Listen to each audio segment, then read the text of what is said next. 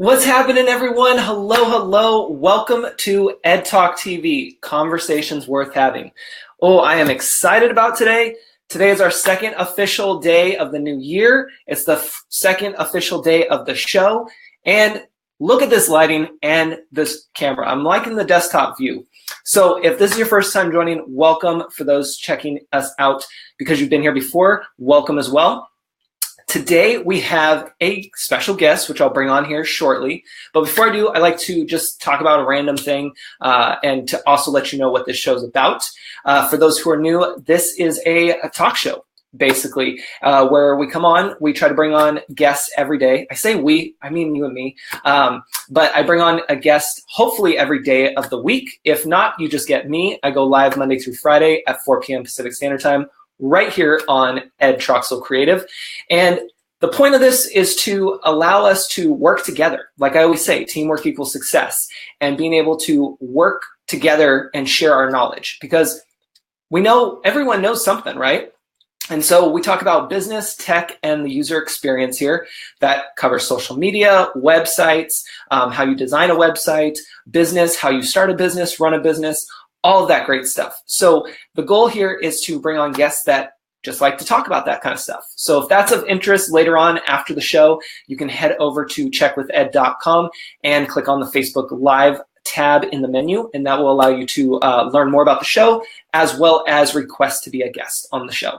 So today I want to talk about, before we jump into our main topic with our guest, I want to refer back to last week. We talked about the habits that you could start forming for 2018 that should improve your life.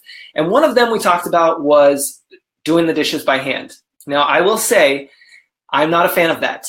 I like having the dishwasher. I like being able to throw the dishes in the wash, set it, and forget it. And then when it's done, I can throw everything back into the cupboards. Well, the dishwasher stopped working prior to that live. And since then, I actually have been washing dishes by hand. And I will tell you, two things have come out of that. One is I use less dishes.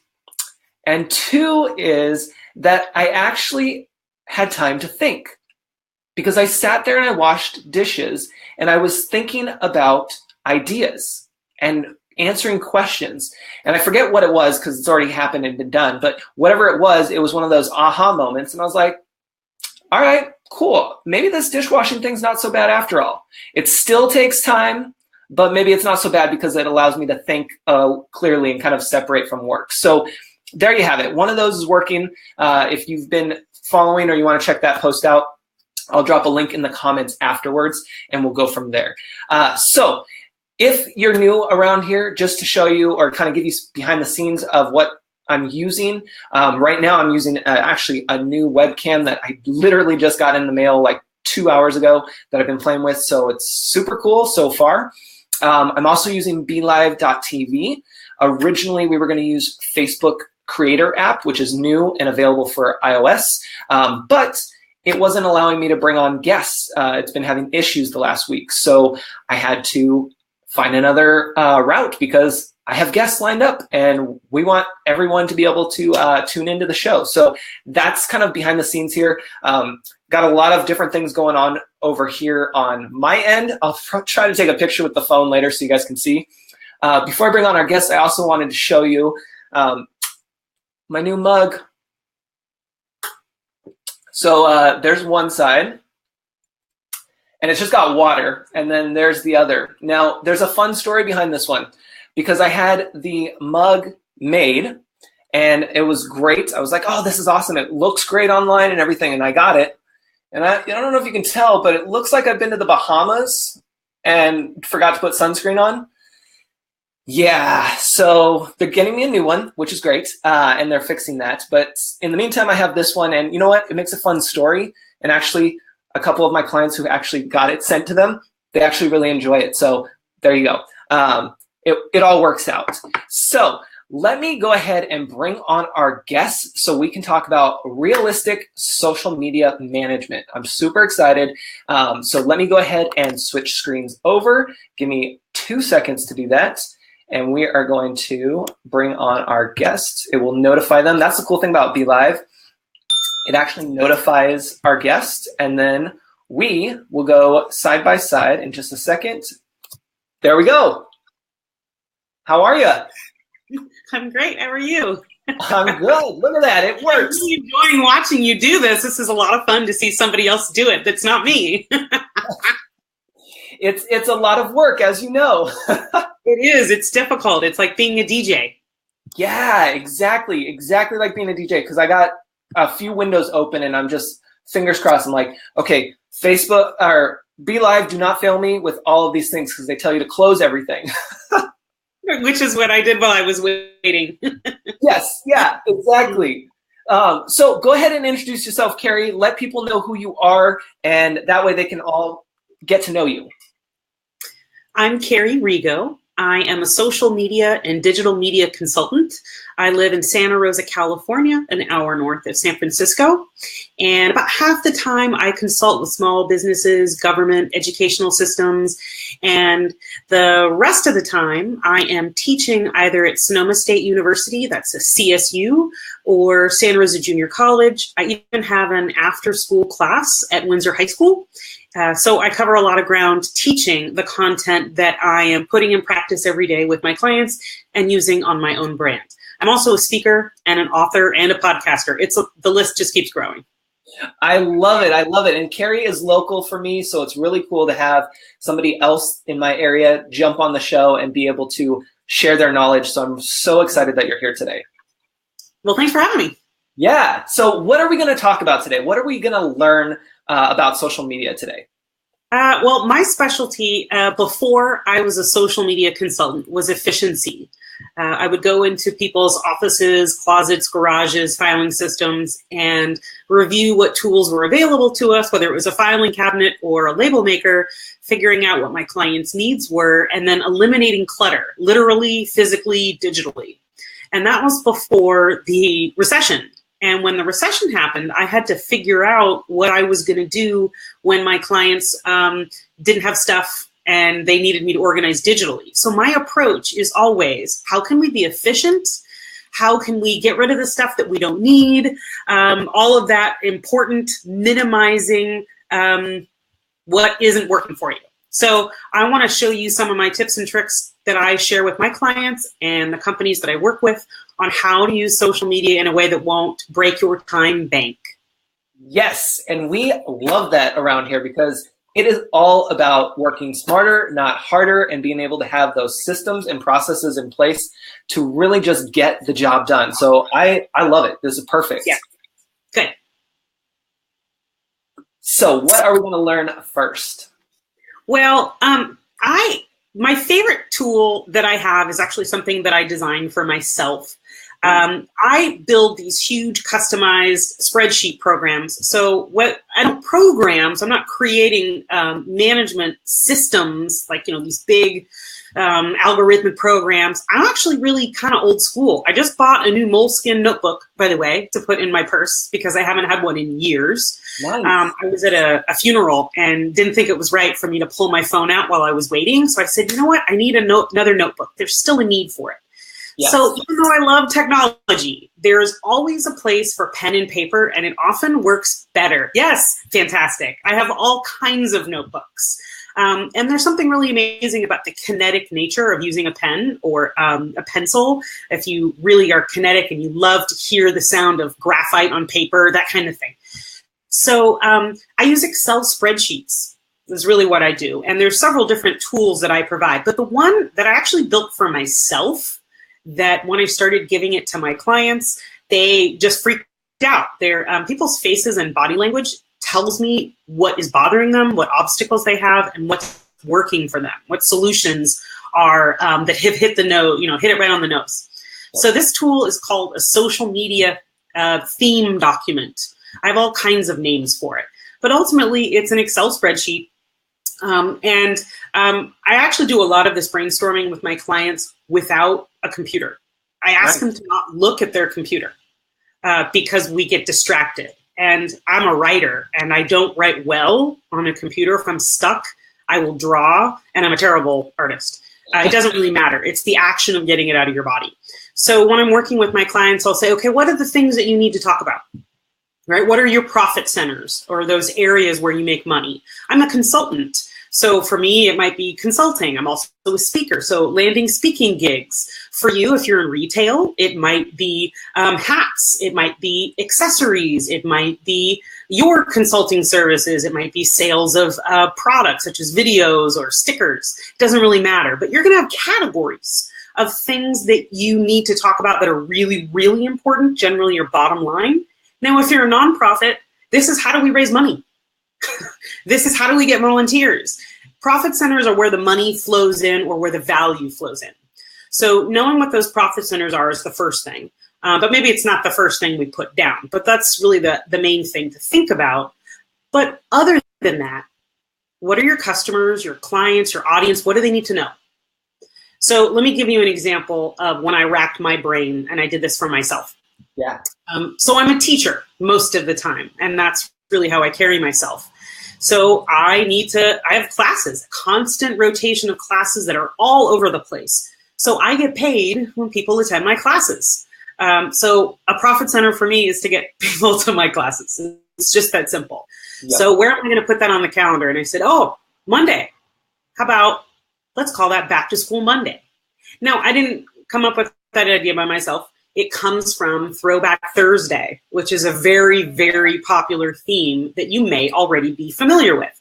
If you don't like Throwback Thursday, there's Man Crush Monday, Women Crush Wednesday. There's a whole bunch of them that are assigned to days.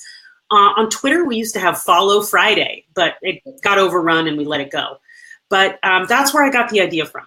Then I thought, well, what else does my audience want to know? Well, they always want to know what cool new tools, just like when you were talking about the gear that you're using, that's just the kind of thing that my audience wants to know as well. So what camera do you use? What system are you using? So that's a big part of what my audience wants to know. So I named that Tool Tuesday.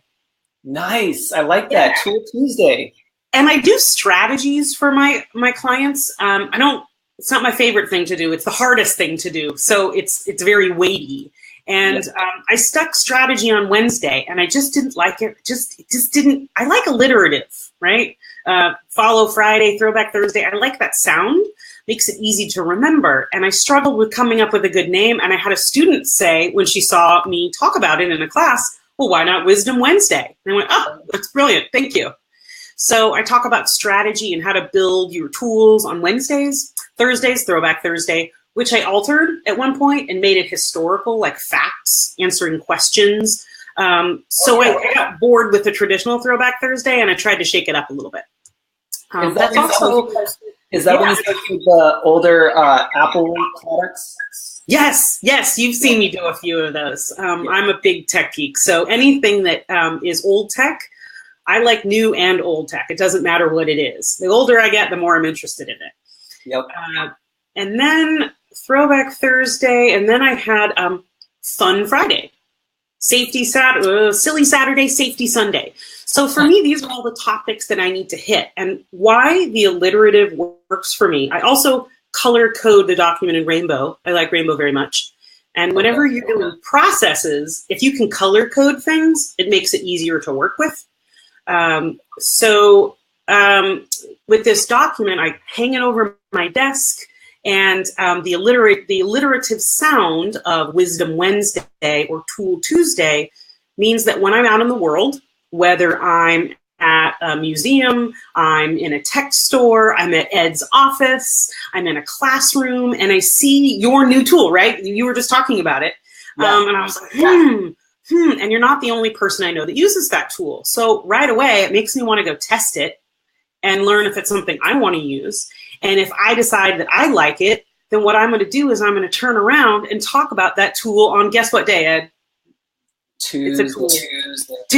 You got it. See, it was fast. So it's like the ABC song. I could walk around the world and say, oh, that's Tool Tuesday. And I'll take a photo of it, which the photo may or may not be used in my post. Sometimes it's just like a visual sticky note to remind myself what to do. So if there's no other tool that you use, this is the one that's most valuable.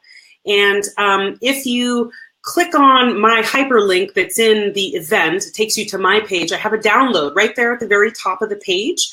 So it gives you a PDF of how I use it. You can see the one I use. Nice. Literally just print it out and tape it up over my desk.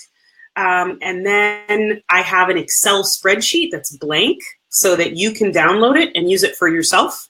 But if that's the only tool I could give somebody, that's the one that I think is the most valuable, because it's literally every day when you say, oh my gosh, what am I going to post? What day is it? Today's Tuesday, yeah? Okay, so there you go.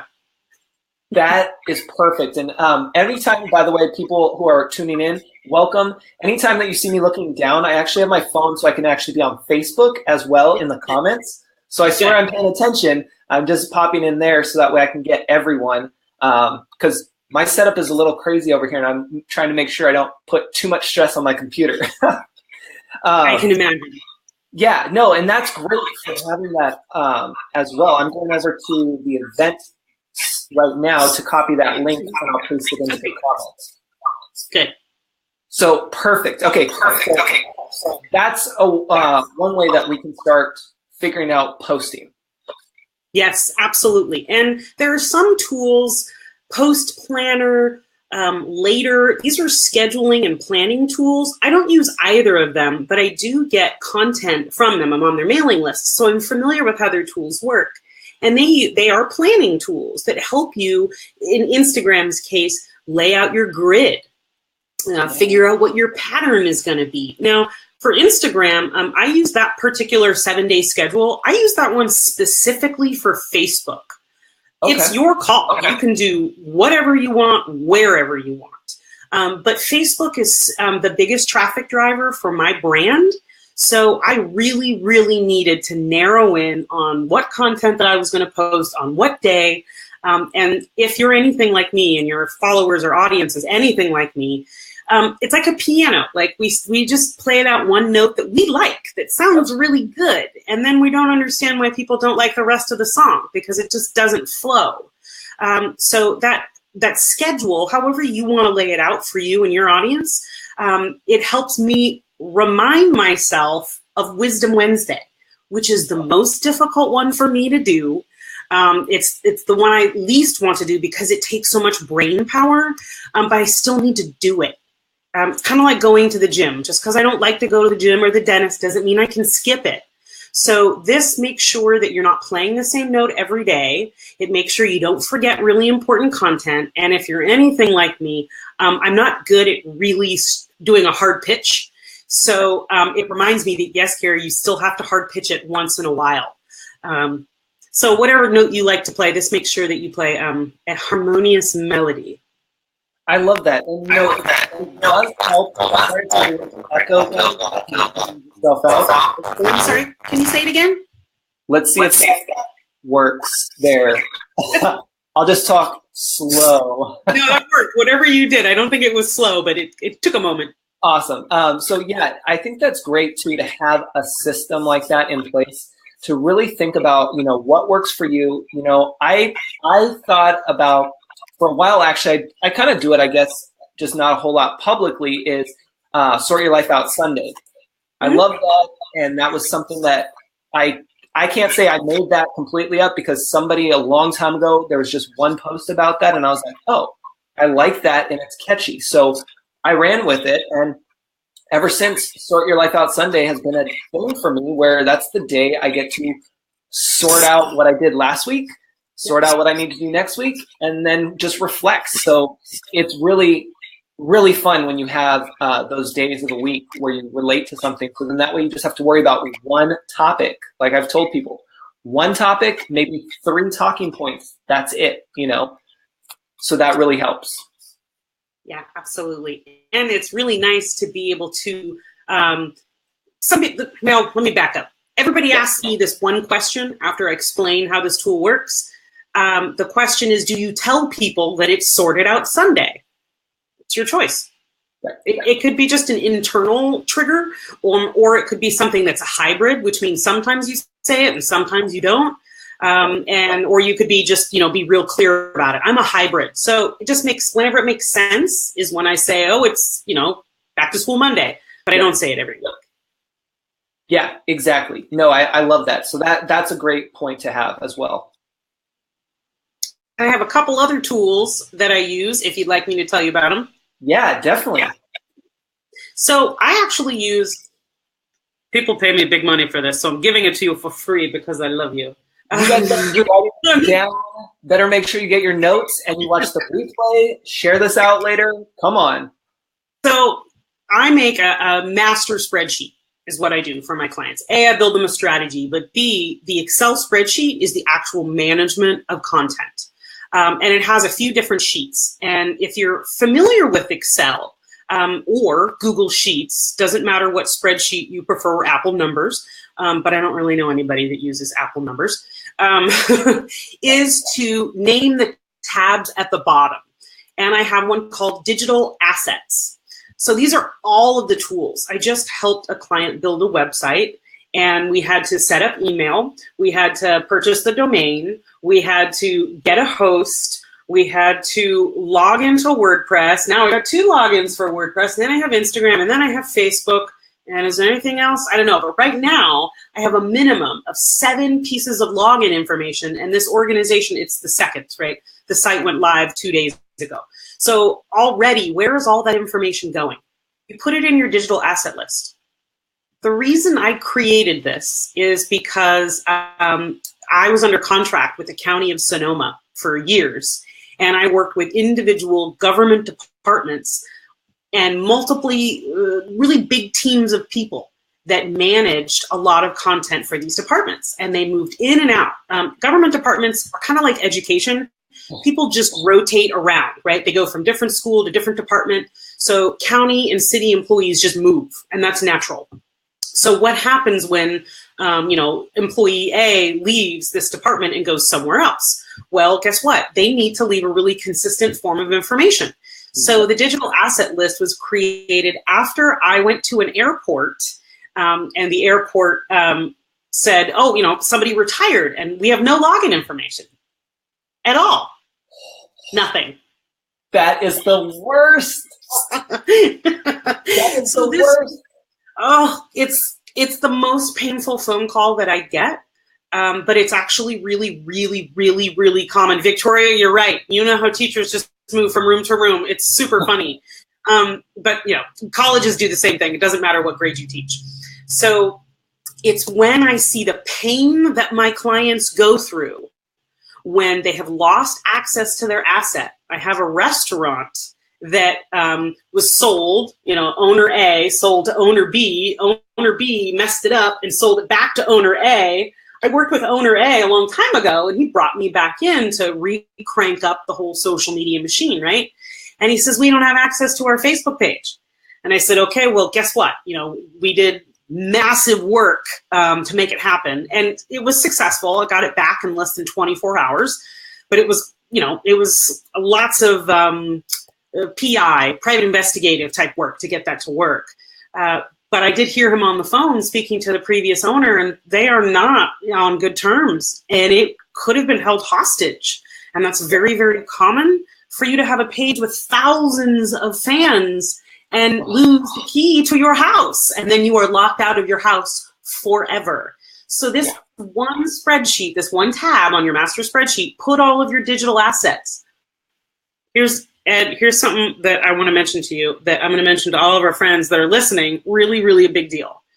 Yeah. When you're a manager or you own a business and you hire somebody in some capacity, doesn't matter what their tax form says.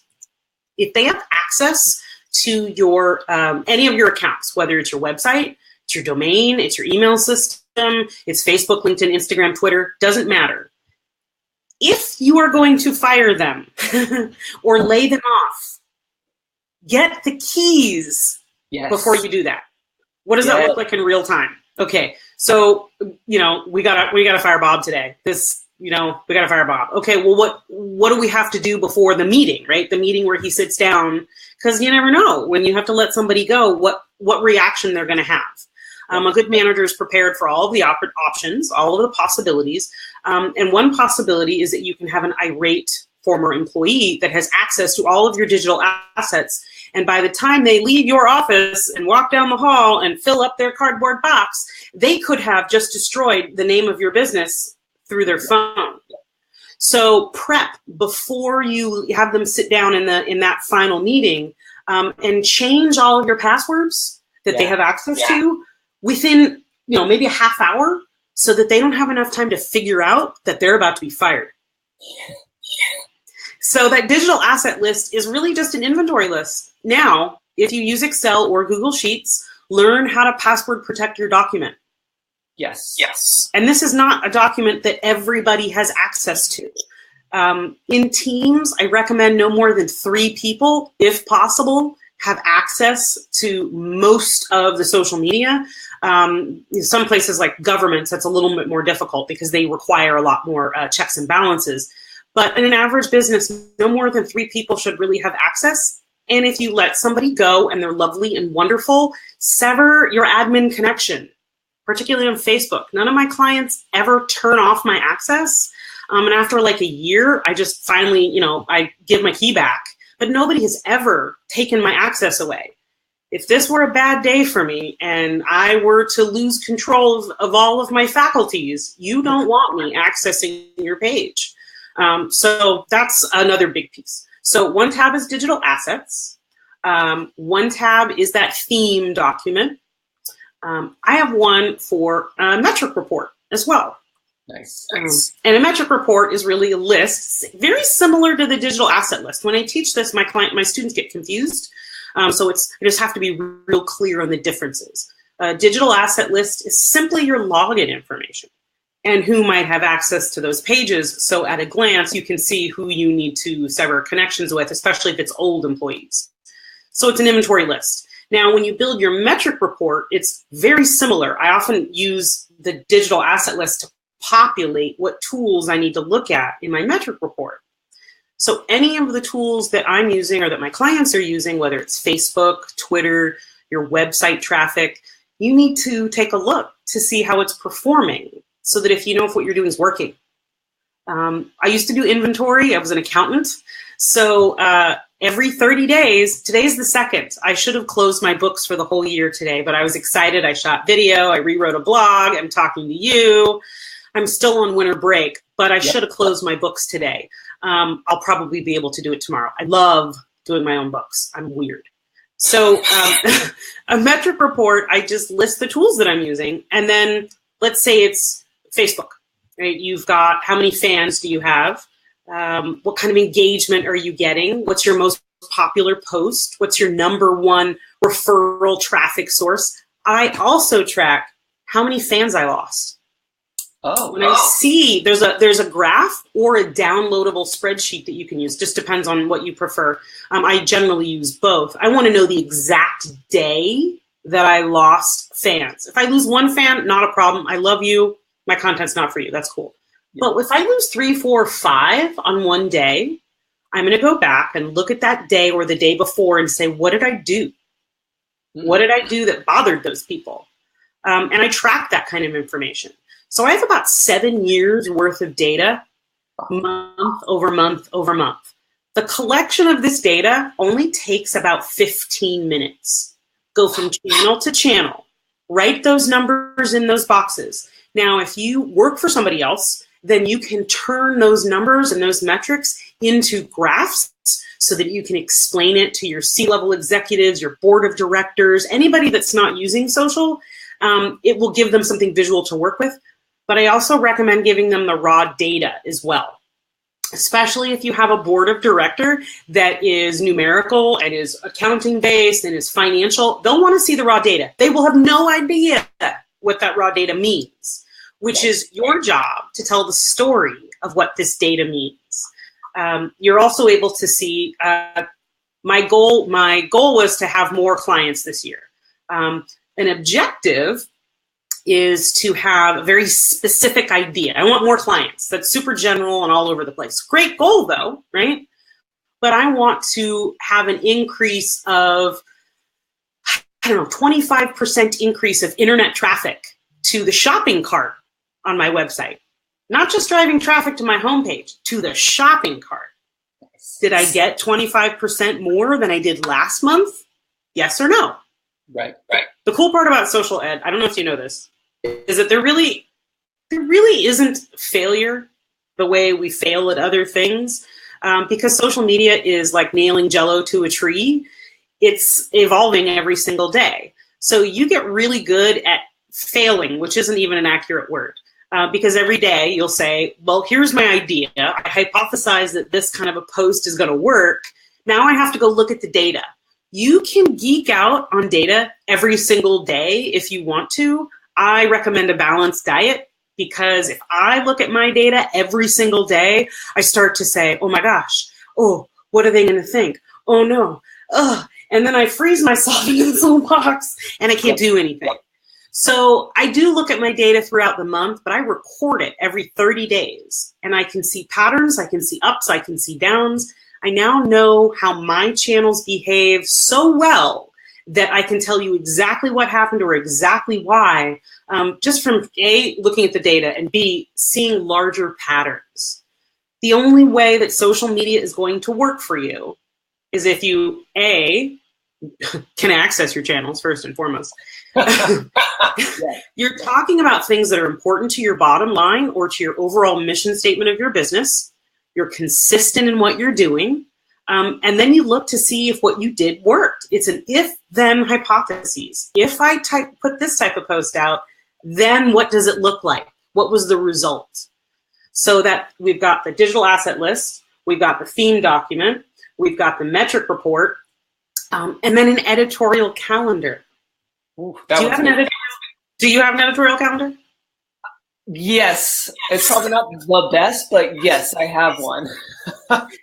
You know what? It didn't even occur to me that editorial calendars were a thing until I had a client that was a traditional marketer, and she brought me a printout. She sat in my office one day, maybe 9 years ago. It was a printout, and you know when you do a copy of a copy and it starts to get all sideways and you can see that it's really old? That's what it looked like. And it looked basically like an Excel spreadsheet, and it said TV, radio, print, mail, that kind of thing up at the top. And I was looking at it upside down and I was like,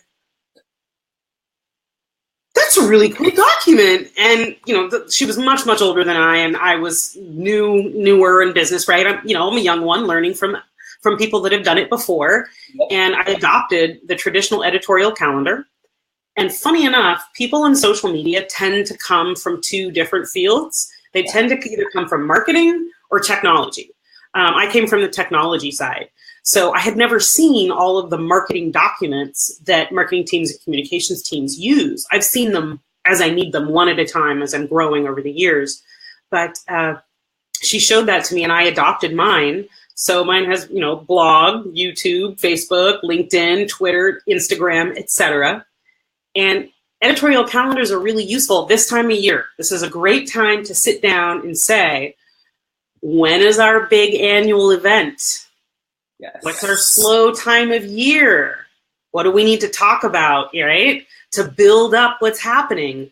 When are our products really, really popular? Maybe we can get our products really popular in a different quarter for a different reason.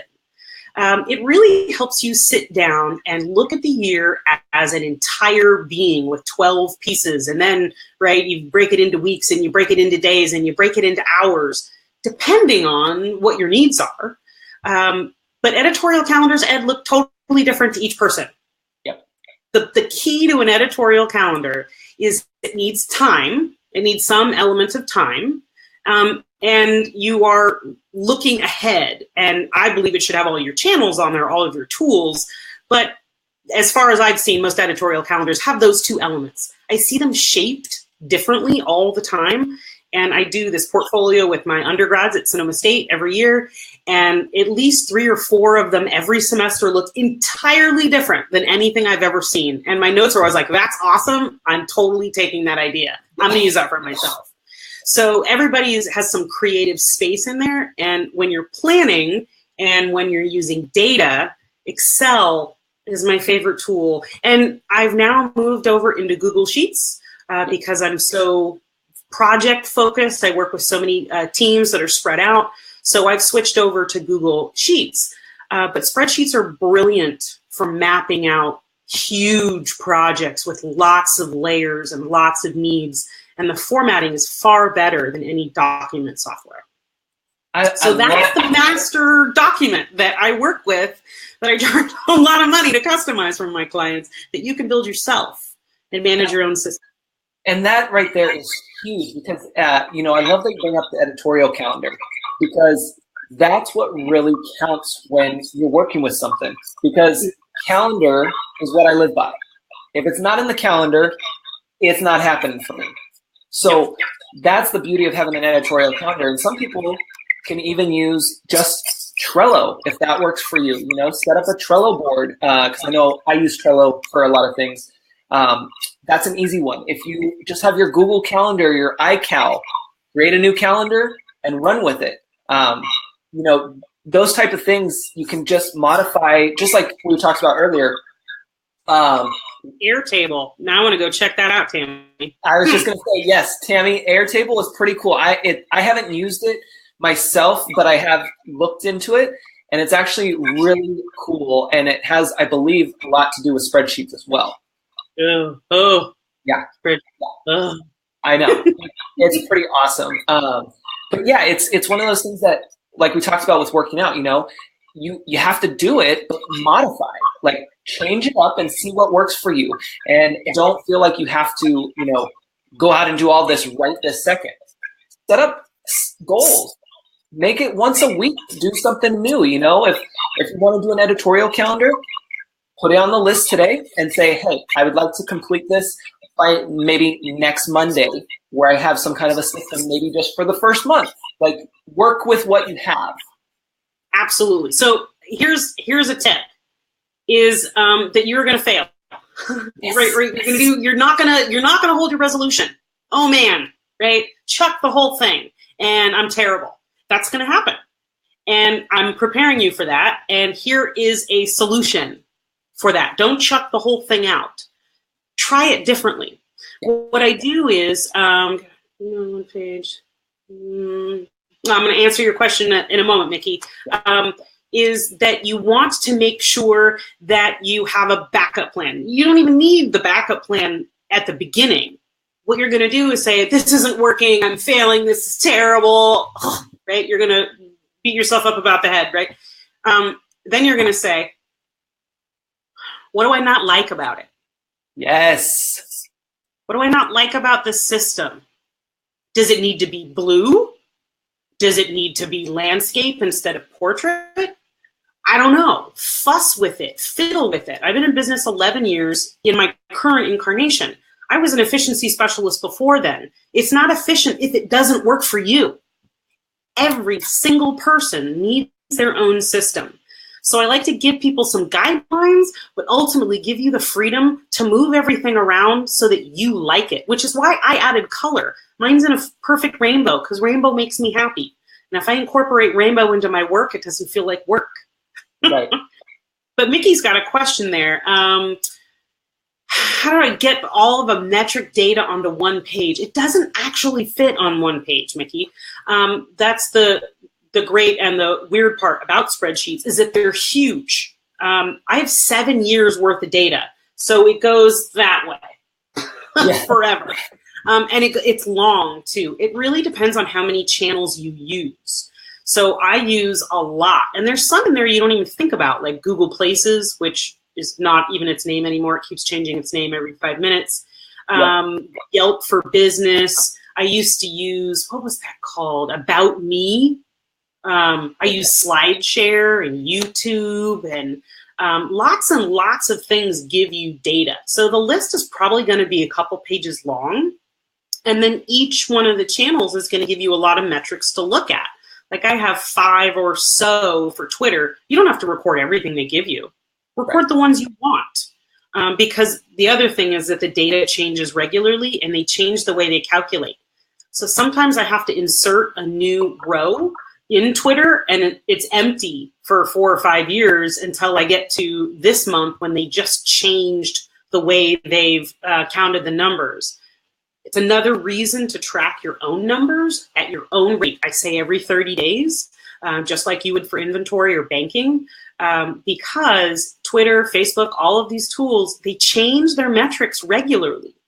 So you may only be able to compare quarter over quarter behavior. They tend to not change it too much within a year, but year over year is really hard.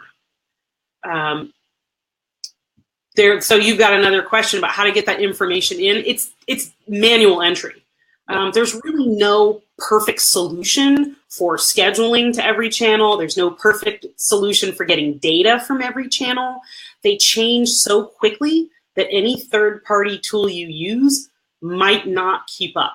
So in that Excel spreadsheet, I spend about 15 minutes, and I start at the top, and it's my website traffic. I go to Google Analytics. I record my numbers. Takes about 3 minutes.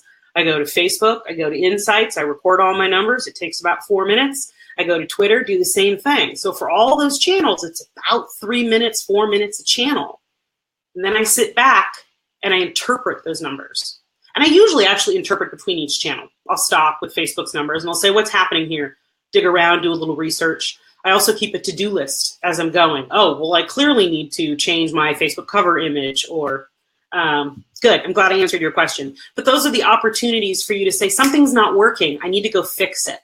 So that metric report process of manually entering in that data gives you time to interpret, gives you time to understand and research what's happening on the back end, gives you a to-do list. So that metric report is multi-layered, and this is the place that businesses just don't do it. They just don't do this. There's no tracking. So when somebody says, is it working for you? They have no idea. Now, I track my data monthly, Tammy. I track it monthly every 30 days. So the first of the month is when I sit back and I do a reflection. Some metric tools won't let you go back very far. So this month, last month are really fairly common for some of the less advanced tools. So sometimes you can only go back in 30-day blocks. So I keep it to a nice clean month. I love that. And I love that. And I'm going to see if I get rid of that echo a little bit. And to talk more about that, sorry guys if there's a little bit of echo. But what I want you to do is set a goal to, oh, you know what? Let me try this. No, if I do this, you probably can't hear me. If I do this, can you still hear me? No. I can hear you. I don't know. That's okay. That's not my volume, but that's all it is. Can you still hear me now? I can hear you. Okay, cool. So what is going on with the spreadsheet there? What I'd like you guys to do is set a goal for yourself to at least, at the bare minimum, write down every single platform you are on, including every single profile. So I did this last week or 2 weeks ago to really narrow my focus, which is why my page is so popular right now and is getting good numbers. Because remember, for me, I don't really care about the numbers, but that translates to those numbers. And doing so is because I went through my list and I literally wrote down pen and paper. I should transfer it over to spreadsheet, but I did pen and paper. I wrote down every single profile I have. My Facebook personal page, my Facebook business page. Now I did this because let me back up for a second. I did this only because I wanted to see where I have to be all the time, and where I want to focus my time and energy, and where my people are. So I literally wrote down everything I have. Personal profile and business profile to whatever different platform. That way I could see that I have a lot of places I needed to be. And yet that's not where the focus should be. So for me, Facebook is where it's at, and that's where I'm making sure to focus my energy. That's why I created this talk show to really work with the audience that I have here. And so just doing this, and it didn't take you very long. So set a goal this week to let us know when you completed it. But set a goal to at least make a list of all your profiles. And if you want to take it one step further, you can actually copy and paste the link to that profile into the spreadsheet. So that way, when you go to update a bio on your page, on any of your profiles, you can quickly go to that spreadsheet, click it, and be taken there and edit your bio. Because guess what? We forget about all these profiles. We forget to update the bios. So when I go to your Facebook page, I click on the about, and I see there's nothing, or it's old, I go crazy. Help yourself. So that's the goal from my standpoint. You have a week completed. I want you to tag my page. Let me know. It doesn't have to be in the comments for this video. If you find it great, but just whatever. Tag us on Facebook and let us know when you completed. List every single profile you have, and then have that in a spreadsheet. That's all you have to do. That's it. I have one thing I noticed that happened to me recently by looking at my metrics, Ed. This is something that popped up for me that I didn't know. Years ago, I learned, looking at my Twitter metrics, that Twitter was driving very little traffic to my website, but Facebook drives a tremendous amount. So after years of seeing that, my emphasis of fresh content very much goes to the channel that asks for it, that engages with it, and is interested in it. So I left kind of Twitter behind. I mean, I still use it, but not as passionately as I did years ago, because no matter how much passion I have for it, maybe that one just doesn't like me, right? I mean, sometimes relationships don't work. I still use it, just not as intensely. Now, just recently, looking at my numbers for the last quarter, last 3 months, Reddit has shown up on my heavy driver of traffic list. And I was talking to my office mate, and I was kind of working through it, and I was like, Reddit keeps showing up on my list as social media channels that drive traffic. And I was like, really? I don't like Reddit. And I was like, but guess what? Doesn't really matter what I like. Maybe I should get on Reddit. And that's a great point. There's a great point for you guys, is that you really need to make sure you're paying attention to where you're at, what you're doing, what your audience is doing. Because again, like you mentioned, I'm the same way with Twitter. Twitter is more of like, I'll repost other people's content, I'll share that stuff out, I'll go through and share a lot of quotes, things like that. And it isn't what it is. But I don't spend a lot of time on there. I don't search the news feed on there. I don't spend my time there because I'm on Facebook almost all day long. That's where I'm at. That's where my audience is. It's the biggest social network, so that helps too. And I just go from there. I'm also on Instagram, but I'm not passionate about Instagram like I am with Facebook, because I really can engage with my audience on Facebook in the comments, because that's what I always say. The magic is what happens in the comments, and that's what I really like about Facebook and the connections I've been able to make here. Well, your numbers will tell you where you should be. Yeah. It's that simple. It's all about data. And I like to tell my students, if I could go back to school, data science would have been a really heavy element in my education if I had the opportunity, but it wasn't even a thing when I was in school. So I should still go get more educated on it. But anybody can make better decisions with data. Yeah, I love it. That is awesome. Good. All right, cool. Do we have any other tips before we start wrapping it up? Oh, okay. I got one more for you. Yeah. So this is not so much about like efficiency or systems. This is more about communication style. So if you imagine when you sit down at Facebook or LinkedIn and you're at that keyboard and you pause and you go, I'm not sure what I'm going to write about, right? You've got your theme document. Great. You've written your post. Read it out loud. Yeah. Does it sound like a human, or does it sound like a robot, or does it sound like a car sales ad? Key, you want to sound human. Yes. So here's my trick. My trick beyond, my first thing I do is read it out loud.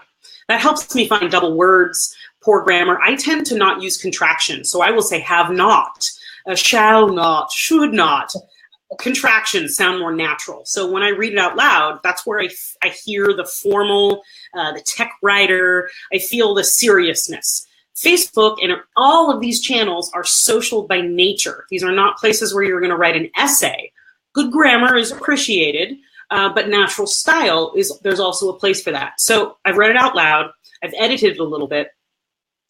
If you're still struggling, here's my really big trick. So close your eyes and channel that you are at a baby shower. or Christmas or Sunday dinner. You are with people that you love and care about. Maybe you don't even know them all that well. It's a cousin you only see once a year, but it's somebody that's close to you. You're not at work. They ask you, hey, Ed, what are you working on? When you that same conversation that you have with a beer or a cup of tea with a family member when they ask you about your work, that's the same approach that you're going to take when you're speaking on social media. You're talking to somebody sitting next to you and you're making friends, but you're not going to drill so hard into those details that they can't follow you and then they give you this look like, oh, God, I wish I hadn't asked. So channel that family barbecue, right? You've read it out loud. And then how would you say it to your auntie or your neighbor or that random person at the baby shower? Think about that person as you're editing the post, and it comes out so much more real, authentic, and natural because you will speak, you will type the way you speak. It's the way I wrote my first book. I wrote everything out really formal, and then I kind of read it out loud, or I closed my eyes and said, how do I actually say this to a person? Oh, and the biggest compliment you'll get if you're working on this is, I can hear your voice through your writing. Yes. So that's my piece de resistance, final cherry on the sundae. That's one that really, really works when we're starting to feel clunky and we don't know how to connect with other people. And that's a huge one we have to really remember is that we're humans. That's why the magic in the comments, because we get to engage with each other. We get to talk to people. You know, on my personal profile, I posted this one question last week that has, I think 3 people have actually reposted it. They've asked permission and they've reposted it. I actually got a ton of comments. To be honest, I didn't think anybody, or maybe just have one. And it was a simple question, but I also gave my why. I asked people simply, knowing what you know about, what would you hire me for? So that way I can get it, and of course the post tell you exactly what I wrote. But that was the gist of it, because I was curious what people think they know about me and what they think that they would hire me for. And then that also gives me the actual language that they use, the actual language that they would search for, the actual language that their friends, right? So exactly, you have to talk about it. Ask and listen what's being said. I do that when I'm at cocktail parties and networking functions, when you explain what you do for a living and their face will give you the feedback. Are they confused? Do they get it? And then when they parrot back or paraphrase what you say you did, the words they use are the words I use. Yes. That is awesome. Fantastic. Carrie, thank you so much. This has been so much fun. It's been amazing. There's so many people going to have to watch the replay a couple of times to get all their notes down. Definitely tell people they can find you, and then afterwards in the comments as well, so that way people can find you and your editorial or your freebie thing that you had mentioned. The theme document. Yes. So I'm Carrie Rigo Consulting here on Facebook and quite a few other places. But my handle on Instagram and YouTube and Pinterest, because Carrie Rigo Consulting is awfully long, it's K Rigo Biz, KREGOBIZ. So you find me wherever you like to be, and we can chat. Awesome. Thank you so much, Carrie. I'm going to go ahead and move into the broadcast, and everyone else will stay with it. Guys, how cool was that? And that was just so much fun. So that's what it looks like to be a guest on the show, is that it allows you to share what you know with my audience and your audience. Because here's the thing, when you share this out, this goes to your stream. And then people can start to learn about new people. It's a huge networking party, and you're getting value and you're providing value, especially if you're not a guest, but you're in the comments. Just being able to hang out and check in with people, ask questions, do a quick little response, like show a heart or another emotion icon, whatever you want to call it. Go past that like and give a little bit more, not just with my broadcast, but with anybody's broadcast. So really keep that in mind. Afterwards, I'll jump into the comments and kind of hang out with you guys a little bit more and connect because I'm using BeLive TV, so it's a little different, which is why you saw me drop my eyes a little bit here and there. So I'll jump on to Facebook afterwards and kind of catch up with you guys. For now, I want to go ahead and turn it over to the sponsor. Bum, bum, bum, bum. Have a great day, guys.